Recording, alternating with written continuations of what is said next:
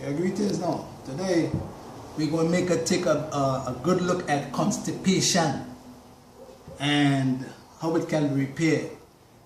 Because you know, when you have cancer, digestive disorders, any kind of bowel disorder, you cannot be constipated. And constipation is one of the main cause of hemorrhoids and colon cancer, and fibroids, ovarian cysts, PCOS, and all these other conditions that affect a woman's daily life. Alright? So we're going to look at this organ right here. Alright, we're going to tell you what causes constipation. A lot of the food shouldn't cause it. Now, this is the organ that is very significant in keeping you healthy. It's called the colon or the lower bowel. And you notice that different parts of this organ correspond to different parts of the body. So, for instance, the hepatic flexure corresponds to the liver, the gallbladder, and the heart. And this part of the colon, called ascending colon, corresponds to the mammary glands and the thyroid and all the part of the lungs. And then over here, it's called the transverse colon, and the transverse colon corresponds to the esophagus and the trachea. All right, and down here, it's called the splenic flexure, corresponds to the stomach. And then the descending colon corresponds to the kidney and the adrenals, and all along the sigmoid colon corresponds to the testicles, and a woman's uterus and a man's prostate gland over here. All right? So the colon is significant in keeping the glands and the organs and the blood well. That's significant. Because once you get constipated, you're going to have a problem. Let's look at foods that cause constipation. All right? And we're going to tell you how you can rectify constipation by using certain foods in your diet to help to remove all the toxins that build up in this particular area.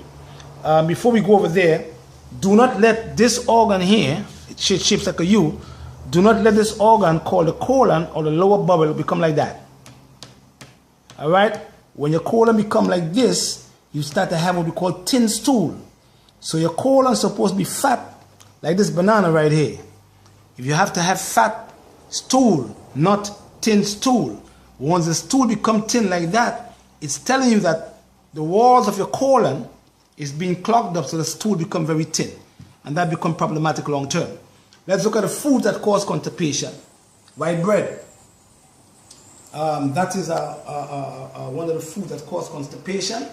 Rice and macaroni and all these ronzoni and green bananas also cause constipation too. Now this rice, this food here, I call it a grain. It's rice. And lots of time if you have diarrhea and you want to get rid of the diarrhea, you can also use rice only, eat the rice that's boiled, and the diarrhea will disappear. Because once the rice gets into your digestive system, it clogs up the digestive system so much that your diarrhea disappears. So it is a constipation food. Right? Bread also causes constipation. And there's a lot of other things that cause constipation. Morphine, when you have cancer and they give you morphine, morphine also causes constipation. Iron supplements cause constipation also. And some pills that the doctors give you for depression, antidepressant drugs cause constipation, and also painkillers. All right? Another form of constipation that causes constipation is also when you have bowel disorders, or you have what we call IBS, ileitis, irritable bowel syndrome, Crohn's disease, mucus colitis. They all cause constipation because of the changing of the pH that they create in the large bowel. Right? Another cause of constipation is what we call neuropathy. And lots of people have neuropathy because over here now, a lot of the times, a lot of the nerve and the muscles become damaged in this part of the colon called the ascending colon. And once there is no what we call peristalsis movement because of lacking of muscle contraction, a person gets constipation from that also. Diabetics, people who have diabetes get constipation faster if they have neuropathy because the nerve become damaged. Or you have muscle damage. Also that could cause a person to have constipation. Yeah? Sitting for too long, drivers who sit for a long period of time, also come down with constipation.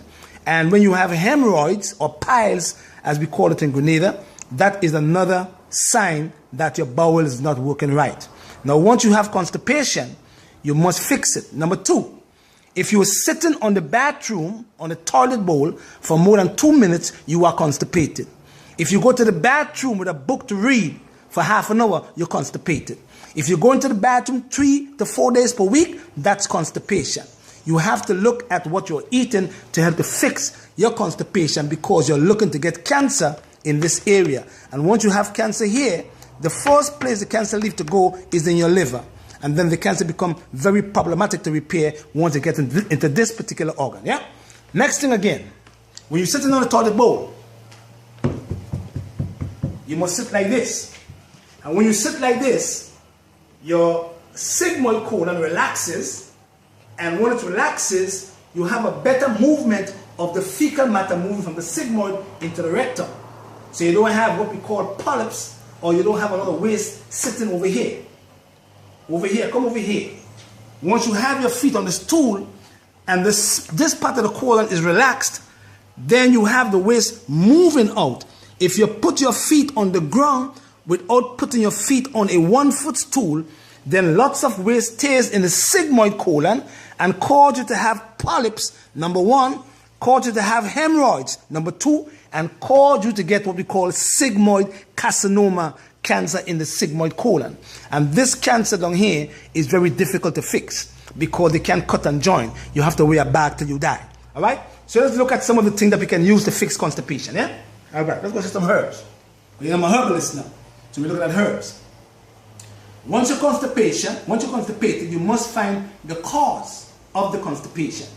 So let's look at things you can do to fix the constipation. High fiber diet.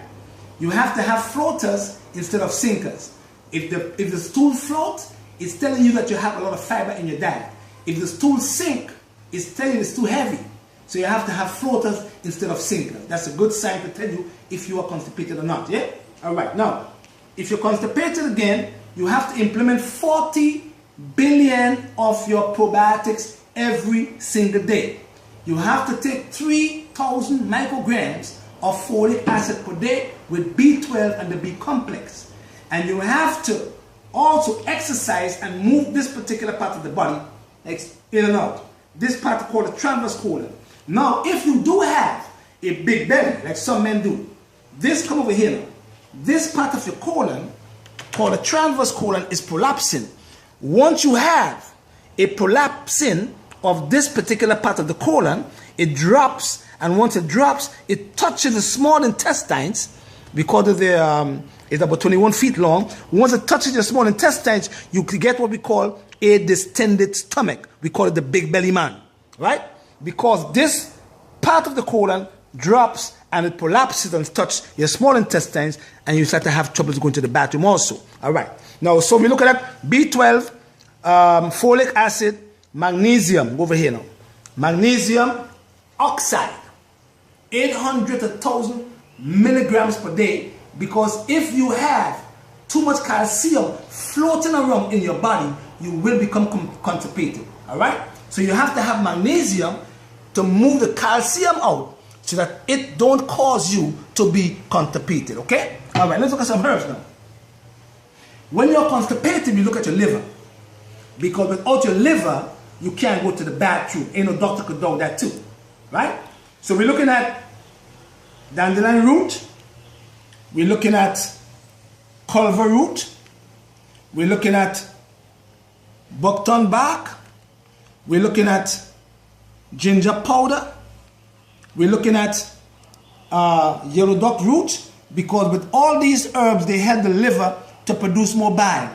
So once the bile is produced by the liver, the bile is dumped into the intestinal tract, and you have better bowel movement. Because once you are constipated as a woman, you are setting yourself up to getting fibroids. Once you are constipated as a woman, you are setting yourself up to get breast cancer. Once you are constipated as a woman, you are also setting yourself up to get uterine cancer. And if you are a man and you have or you're suffering from constipation, you are setting yourself up to get prostate cancer. Why? Because once you are constipated, when the doctor pushes his hand into your rectum, he feels the prostate right here. See right there? Come over here. Look at right there. See the prostate? Prostate, uterus. prostate, uterus. So once you have waste sitting in your sigmoid colon because you are not elevating your feet on a stool while you are in the bathroom, the waste stays in the sigmoid colon and cause your prostate to swell, because now all the waste is seeping into your prostate gland, and once the prostate gland cannot breathe good, you start to get prostatitis, you start to get an enlarged prostate gland, and last but not least, you start to get prostate cancer, all because of this organ here. So this organ is very significant. Do not let waste sit in this organ, because once you have waste sitting here and don't move well, you don't have what we call fast transit time, you will set yourself up of getting parasites. And if you have parasites, we go to here, look over here, we go to black walnut, we go to cloves, we go to wormwood to remove all the parasites that is on the bowels here. And once you have a parasitic infection, you are setting yourself up to get cancer in your brain, a tumor in your brain from the wrong worm. All right?